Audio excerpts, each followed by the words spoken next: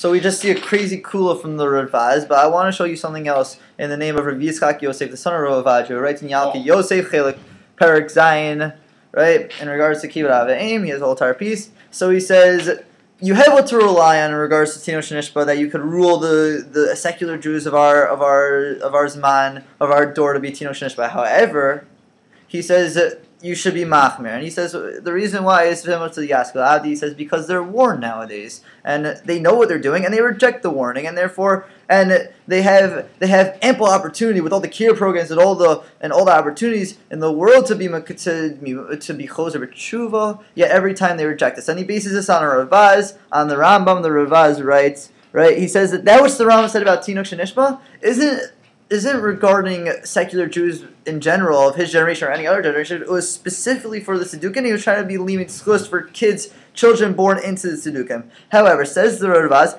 Hanitzoyim bizmanenu, right? The people of our generation, Zeim hayo esher b'yadinu lohoridan hayam mitzvah lohoridan. If we had the ability to kill them, we would kill them. It just they're still rejecting us. We have a mitzvah to kill them, right? Sha'arei b'chol yomanu machzirin otan lemuta v'ayu mecharpin, right? Each day we give them initiatives and we give the opportunity for them to be choser b'tshuva, and every time they reject it, megadbin as ba'alei, right? They reject it and they're scornful about it.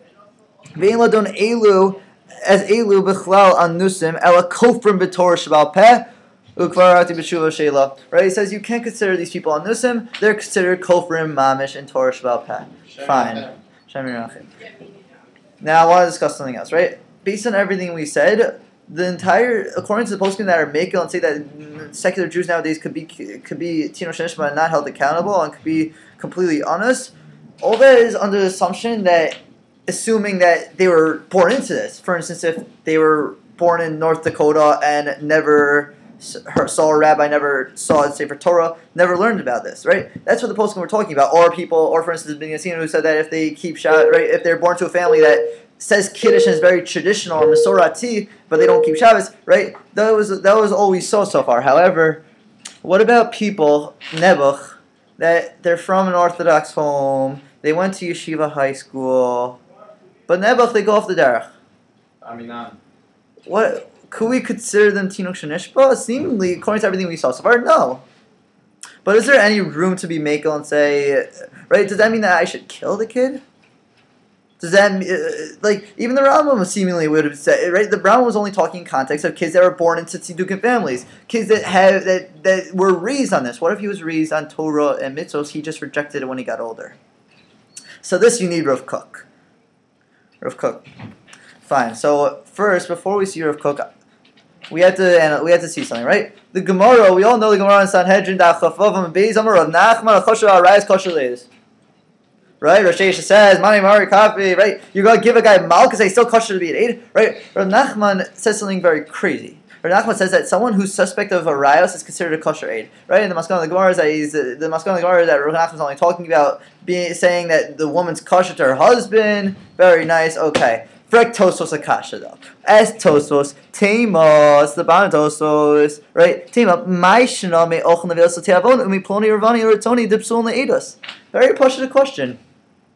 Why is Choshra Rayos different from someone who eats nevelos for his own desire, or someone who says that so and so had homosexual relations with me? Where both those cases we say are pasul eidos. Why would Choshra Rayos be any different?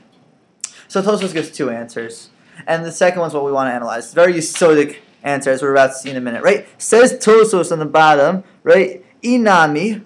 Second answer, Hacham Mishum to Yitzro to Kafo Velo Dami Linavea Vegam Ravia Deleka Yitzro to Kafo Kolkach Kumo Be'erva.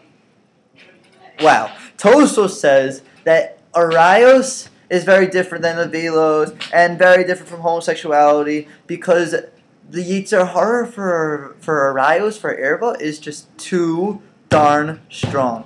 And we can't we can't say that we can't compare the two because one, we expect it to do better. We expect him not to eat McDonald's or Nevelos or anything like that. We expect him not to have homosexual relations, but we can't expect anything better from someone who just simply has a Yitzer Hara for Arayos. Who could blame the guy? So it says Rav Kook. Rav Kook was asked the following tshuva. A Rav's son, unfortunately, Nebuch, went off the derech. He's born into an Orthodox, good home, but his son went off the derech. And he asked Rav Kook, what should I do regarding him? Because he learned the sugya, and it seems that his son is considered not bikoros and bummer the Torah.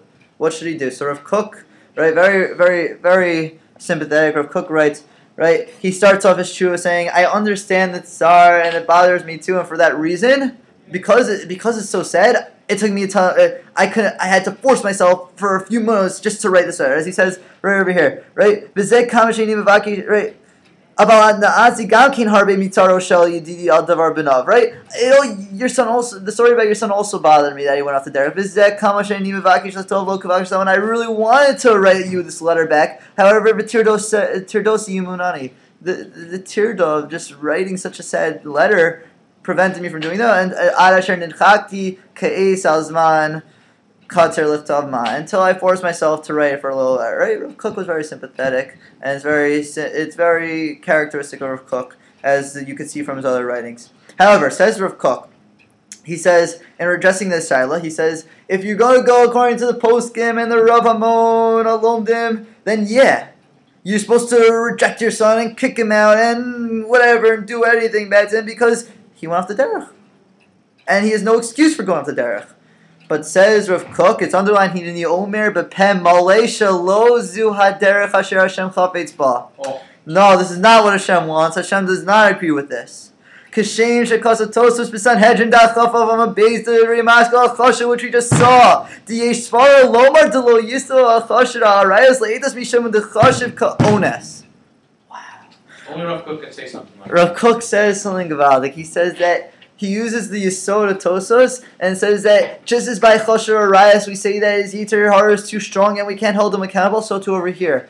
Someone living in our door, it's just not shy. You can't hold him accountable. He's automatically considered honest. It's as if he was raised among Tzedukim.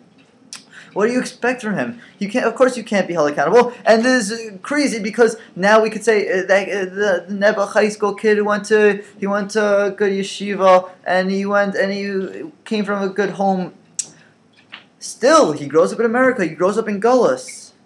He sees things that he's not supposed to see, and for that reason, he's automatically considered honest. And it's tremendous chiddush. So now, just to summarize what we said, right?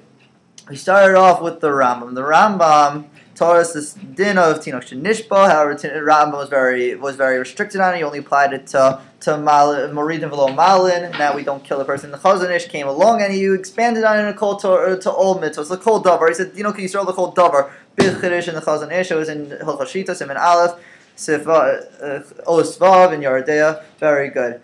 Right, and then we had the binyatin. The binyatin had a tremendous yisod, implying it to everything, to the Michal Shas for Hesyab is Manenu, that as long as they recognize Moshe and a lot of the poskim held like this binyatin. However, some argued, and for what I believe is probably just for political reasons, because there's no argument against it. Right, and now we see these things, and Rav Kook even applies it to everyone, anyone, any yid that goes off the derech is still considered a yid. Can't turn our back on him, and everyone should be loved. And we have a mitzvah to be makariv them, and may we be zocha to be makariv many Jews in our lifetime, and as a result, may we be zocha to the Mashiach Meher of Yameinu.